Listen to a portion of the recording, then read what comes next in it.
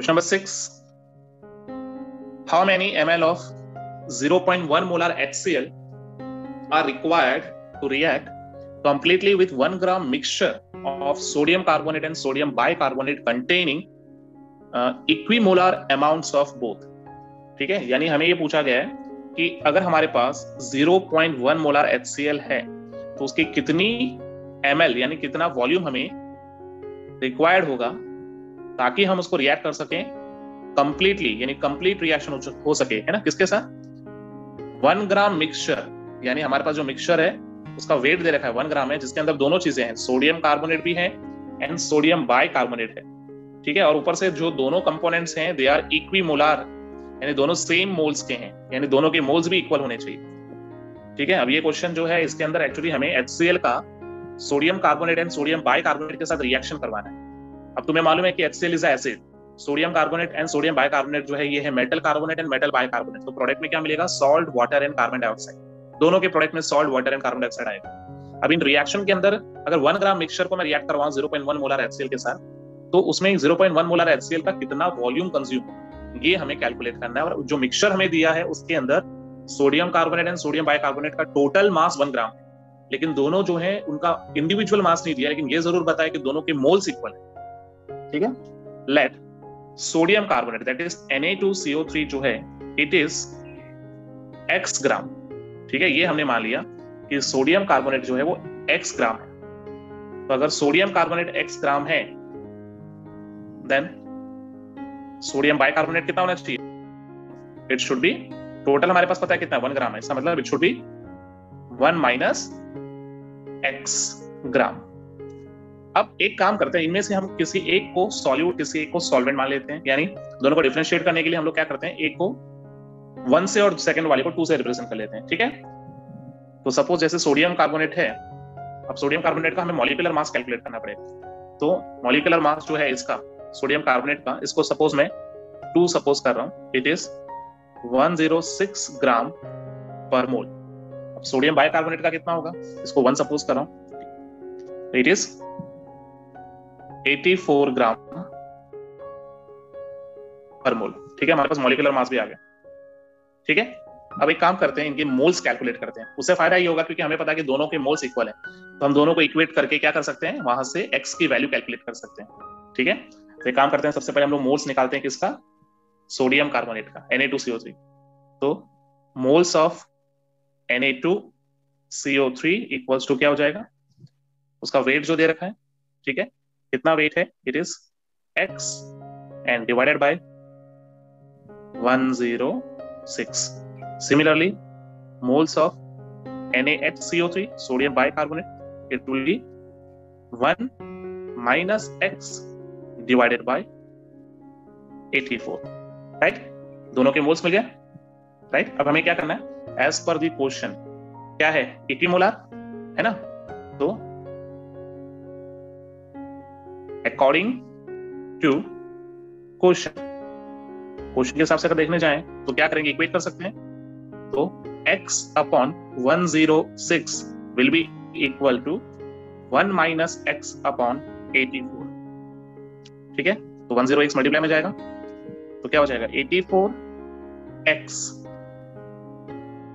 Equals to 106 minus 106x, 106 plus में ले आते हैं तो क्या हो जाएगा, 84 प्लस 106, तो 190x इक्वल्स टू 106, तो x इक्वल्स टू कितना आएगा, 106 अपॉन 190, तो कितना आएगा वो x की वैल्यू, इट विल बी तो 0.557, ये x की वैल्यू आ गई, ठीक है, ध्यान देना x की वैल्यू आ गई हमारे पास। अब अगर x की वैल्यू आ गई तो हम एग्जैक्टली अब x के मोल्स कैलकुलेट कर सकते हैं, राइट। तो लिख देते हैं, मोल्स ऑफ Na2CO3 है ना, कितना था, इट इज x अपॉन 106, अब x की वैल्यू कितनी है, 0.557, okay, divided by 106, it is 0.00526 mole, okay. Now similarly moles निकालने हैं NaHCO3 के, सोडियम बाइकार्बोनेट के, उसके लिए क्या करेंगे 1 माइनस x यानी 1 माइनस 0.557 डिवाइडेड बाय 84। सॉल्व करो कितना आएगा, it is also same 0.00526 moles, correct. और वैसे भी कैलकुलेट करने की जरूरत नहीं थी, हमें पता ही है कि दोनों के मोल्स इक्वल आने चाहिए, समझे। अकॉर्डिंग टू क्वेश्चन इक्वल आने ही चाहिए थे, राइट। तो अगर इक्वल नहीं आते तो गलत होता। चलो अभी हमारे पास दोनों के मोल्स आ गए, ठीक है। अब हम लोग इन दोनों के इक्वेशंस को लिखते हैं, जो अभी हमारे पास रिएक्शन है इन दोनों की इक्वेशंस को लिखते हैं, ठीक है। तो रिएक्शन क्या था, HCl को हम लोग को किसके साथ रिएक्ट करना है, Na2CO3 और NaHCO3। तो सबसे पहले फर्स्ट रिएक्शन लिखते हैं, ठीक है। तो फर्स्ट रिएक्शन है HCl और Na2CO3 के रिएक्शन को बैलेंस करके लिखना है। तो Na2CO3 plus 2HCl equals to क्या आएगा, 2NaCl plus H2O plus CO2, ठीक है। अब यहां पे तुम्हें ध्यान देना है कि Na2CO3 कितना यूज हो रहा है, यहां पे तुम्हें देखना है कि Na2CO3 अगर 1 मोल रिएक्ट कर रहे हैं उसके सामने HCl 2 मोल रिएक्ट हो रहा है, ठीक है। तो इस रिएक्शन के अंदर कंप्लीट रिएक्शन के लिए हमें कितने चाहिए मोल्स, 2 मोल्स। याद रखना, ये ध्यान देना कि हमें 2 मोल HCl चाहिए होता है यहाँ पे कंप्लीट रिएक्शन करने के, ठीक है, सोडियम कार्बोनेट के साथ। तो सिमिलरली बाइकार्बोनेट के साथ भी देख लेते हैं। तो NaHCO3 प्लस HCl गैस, यहाँ तो बैलेंस करने की जरूरत नहीं, डायरेक्ट आएगा NaCl plus H2O plus CO2। अब यहाँ पे तुम देख सकते हो कि HCl जो है इस बार बाइकार्बोनेट के साथ रिएक्ट करने के लिए 1 मोल ही चाहिए, ठीक है। तो ये हमें पता चल गया। अब हमारे पास कितने मोल है हमें पता है, it is how many moles, 0.00526 moles जो है सोडियम कार्बोनेट है हमारे पास, और 0.00526 जो है सोडियम बाइकार्बोनेट है, ओके। अगर हमारे पास 1 मोल सोडियम कार्बोनेट है तो उसके लिए 2 मोल HCl चाहिए। तो हमारे पास तो सोडियम कार्बोनेट कितने हैं, 0.00526 मोल है ना। हम ऐसा लिख सकते हैं पहले कि 1 मोल ऑफ Na2CO3 के लिए हमें HCl कितना चाहिए, 2 मोल HCl चाहिए, राइट। तो हमारे पास Na2CO3 कितने इस बार 0.00526 अगर हमारे पास मोल्स हैं तो कितने HCl चाहिए होंगे, तो तुम्हें मालूम चल गया डबल चाहिए होंगे। तो मल्टीप्लाई बाय 2 करोगे तो तुम्हें मिल जाएगा कि तुम्हें एक्चुअली डबल करना पड़ेगा। तो 0.01052 मोल्स चाहिए होंगे, ठीक है। ये HCl के मोल्स हैं। तो सिमिलरली तुम सोडियम बाइकार्बोनेट के लिए भी कैलकुलेट कर सकते हो, वहां तो डायरेक्ट उतना ही आएगा क्योंकि 1 मोल चाहिए होता है दोनों के, ठीक है। तो मैं यहाँ नीचे मेंशन कर देता हूं। तो फाइनली इसमें हम ये भी लिख सकते हैं कि फॉर सोडियम बाइकार्बोनेट, है ना, तो वहां लिख सकते हैं हम लोग 1 मोल NaHCO3 के लिए 1 मोल HCl चाहिए होता है, राइट। दैट मीन्स 0.00526 मोल के लिए भी 0.00526 मोल्स HCl चाहिए होगा, ठीक है। तो फाइनली हम लोगों ने यहां से HCl कितने मोल्स चाहिए वो हम लोगों ने कैलकुलेट कर लिया। नाउ आगे हमें क्या करना पड़ेगा, अब हमें टोटल मोल्स देखना है। तो टोटल मोल्स ऑफ HCl, ठीक है, जो हमारे पास सोडियम कार्बोनेट और सोडियम बाइकार्बोनेट है उनके लिए हमने जो HCl के टोटल मोल्स यूज करने वो कितने हुए। तो हमने क्या देखा अभी कि Na2CO3 के साथ रिएक्ट करने के लिए कितने HCl चाहिए थे, और NaHCO3 के साथ रिएक्ट करने के लिए जितने HCl थे उनको टोटल कर लेते हैं। तो सोडियम कार्बोनेट के साथ रिएक्ट करने के लिए कितने HCl चाहिए थे, अभी भी कैलकुलेट किया था, इट वाज 0.01052, ठीक है, 52 मोल ऑफ HCl, है ना। प्लस बाइकार्बोनेट के साथ रिएक्ट करने के तो सेम मोल्स ही चाहिए थे, तो 0.00526 मोल्स ऑफ HCl, ठीक है। तो दोनों का टोटल कर दो कि अपने पास टोटल HCl के कितने मोल्स हो गए, तो इट इज 0, फिर 1, फिर 5, फिर 5 + 2 7 और 6 + 2 8। ठीक है, तो ये हमारे टोटल मोल्स हो गए HCl के। ये HCl के टोटल मोल्स हो गए। बट क्वेश्चन में एक्चुअली क्या है, वॉल्यूम पूछा है कि HCl का कितना वॉल्यूम चाहिए, वो भी ml में चाहिए। ठीक है, हमारे पास उसकी मोलारिटी है। ओके, तो अभी क्या करते हैं, उसी का यूज करते हैं। अब क्वेश्चन में जैसा कि गिवन है कि हमारे पास 0.1 मोलार HCl, ठीक है, तो 0.1 मोलार HCl मींस, क्या मीनिंग हुआ इसका? 0.1 मोलार HCl का मतलब क्या हुआ? It means 0.1 mole of HCl in 1 litre या फिर 1000 ml, यही हुआ। अब हमारे पास यहाँ पे कितने हैं HCl के मोल्स? 0.01578 mole of HCl। तो उसका वॉल्यूम कितने ml होना चाहिए? ठीक है, करो क्रॉस मल्टीप्लाई, तो कितना आएगा? 0.1x equals to 15.78, right. अब x की वैल्यू निकाल लो, तो x इक्वल्स टू तुम्हें पता चल गया होगा, इट शुड बी 157.8 ml। ठीक है, तो ये है हमारा HCl का वॉल्यूम, जो कि अभी हमने कैलकुलेट किया इन ml। Now question number 7, a solution is obtained by mixing.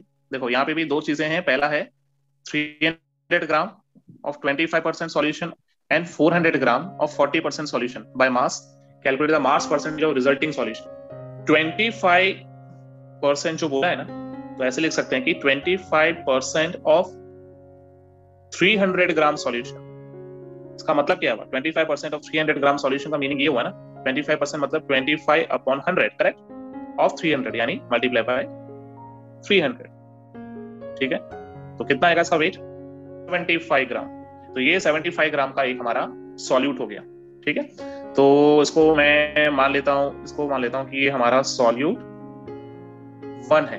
ठीक है, अब अगला क्या दे रखा है कि 400 ग्राम ऑफ 40% सॉल्यूशन, तो सेम वैसे कैलकुलेट कर सकते हैं। 40% ऑफ 400 ग्राम, इसका मतलब क्या हुआ? Same 40/100 into 400। ओके, कितना आया? इट इज 160 ग्राम। ठीक है, तो ये मान लो कि ये हमारा सॉल्यूट 2 है। ठीक है, तो हमें दो सॉल्यूट मिल गए, सॉल्यूट 1 और सॉल्यूट 2, दोनों का वेट हमने यहाँ पे काउंट कर लिया। ठीक है, अब हमें क्या पूछा है? Calculate the mass percentage of resulting solution. Mass percentage के लिए क्या करना पड़ेगा? Total mass of solute divided by total mass of solution multiply by 100, correct. तो एक काम कर लेते हैं, अब हम लोग यहां से कैलकुलेट कर लेते हैं टोटल मास ऑफ सॉल्यूट। ठीक है, तो सॉल्यूट का मास कितना होगा? उसके लिए हमें क्या करना पड़ेगा? सॉल्यूट 1 प्लस सॉल्यूट 2, दोनों के मास को ऐड कर देते हैं, राइट। तो सॉल्यूट 1 का मास कितना है? इट इज 75 प्लस 160, 235 ग्राम। ये हमें मिल गया मास ऑफ सॉल्यूट। अब जो मिक्सचर बना उसका टोटल मास अभी आया। तो सिमिलरली हम लोग एक काम करते हैं, मिक्सचर बना तो उसका सॉल्यूशन का मास कितना होगा? Total mass of solution. ठीक है, अब सॉल्यूशन का मास क्या करना पड़ेगा? जो हमारा सॉल्यूशन 1 था उसके साथ ऐड करना पड़ेगा सॉल्यूशन 2 का मास। अब सॉल्यूशन 1 जो था वो क्या था? 25% ऑफ 300 ग्राम, यानी सॉल्यूशन 1 जो है वो 300 ग्राम का था, और सॉल्यूशन जो 2 है वो है 40% ऑफ 400 ग्राम, यानी 400 ग्राम का सॉल्यूशन था। अब इनको ऐड करोगे तो तुम्हें टोटल कितना मिलेगा? इट विल बी 700 ग्राम। ठीक है, यानी अब तुम्हारे पास सॉल्यूट आ गया, सॉल्यूशन आ गया। 235 ग्राम जो है ये हमारे पास सॉल्यूट है, और 700 ग्राम जो है ये हमारे पास सॉल्यूशन है। ठीक है, अब हम लोग कैलकुलेट कर सकते हैं।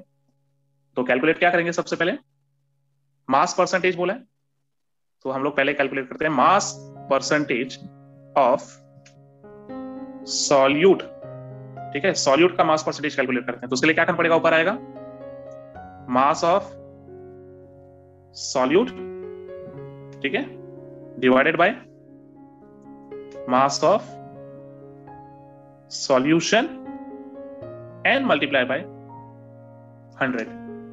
ओके, तो वैल्यू पुट कर देते हैं। सॉल्यूट का मास कितना है, it is 235, okay, divided by solution का मास कितना आया था अभी, it is 700 and multiply by 100। तो फाइनल आंसर आया 33.57%। ठीक है, ध्यान देना, ये जो तुम्हें मिला ये सॉल्यूट का मास परसेंट है। ठीक है, सिमिलरली अगर तुम्हें मास परसेंट ऑफ सॉल्वेंट कैलकुलेट करना हो तो भी पॉसिबल है, राइट? क्या करना है, सिर्फ 100 में से माइनस कर दो, करेक्ट? तो you can calculate like this, 100 minus 33.57, तो ये कितना हो जाएगा, इट विल बी 66.43।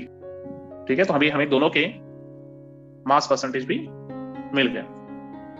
ठीक है, तो ये हो गया हमारा मास परसेंटेज सॉल्यूट का, and this is the mass percentage of solvent. Now next question, question number 8, an anti-freeze solution is prepared from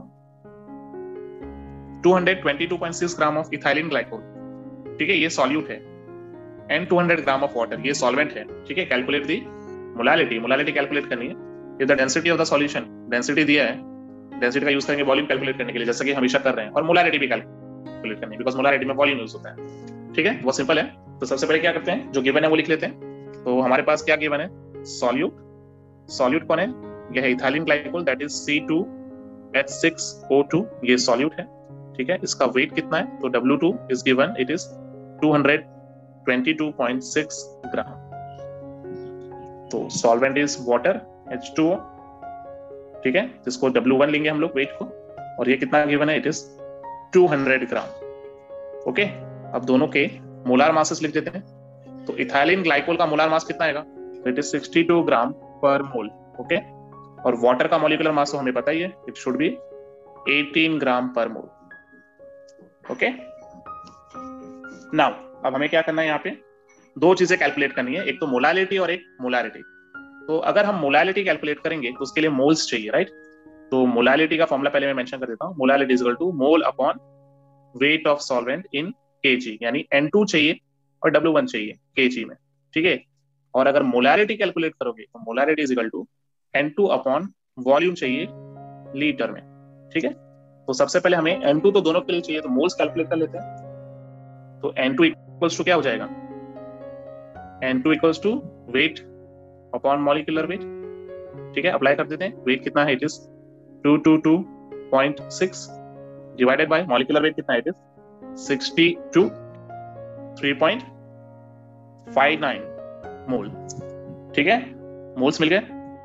अब हम लोग क्या करते हैं, मोलारिटी निकाल लेते हैं। तो मोलारिटी इक्वल्स टू, अभी भी मेंशन किया मोल्स, तो मोल्स कितने हैं, 3.59 अपॉन वेट ऑफ सॉल्वेंट कितना, इट इज 200 ग्राम। अब केजी में चाहिए तो ऊपर मल्टीप्लाई बाय 1000 कर दो, 17.95, राइट, मोल पर केजी। ठीक है, या फिर जिसकी यूनिट होती है मोलाल। ठीक है, तो मोलालिटी हो गई, अब बची मोलारिटी। ठीक है, तो मोलारिटी के लिए हमें वॉल्यूम चाहिए, तो डेंसिटी का यूज करना पड़ेगा। तो क्या होता है, density is equal to mass upon volume, that means volume is equal to mass upon density. ठीक है, अब यूज कर लेते हैं इसका, कितना है डेंसिटी, सिंस डेंसिटी इज 1.072 ग्राम पर ml, उसको यूज करेंगे। मास ऑफ सॉल्यूशन के लिए क्या करना पड़ेगा, सॉल्यूट का मास प्लस सॉल्वेंट का है ना, तो मास ऑफ सॉल्यूट यानी W2 प्लस W1, बस ऐड ही करना है, 222.6 प्लस 200। ठीक है, तो कितना आएगा सॉल्यूशन का मास, इट इज 422.6। ओके, अब वॉल्यूम कैलकुलेट कर सकते हैं।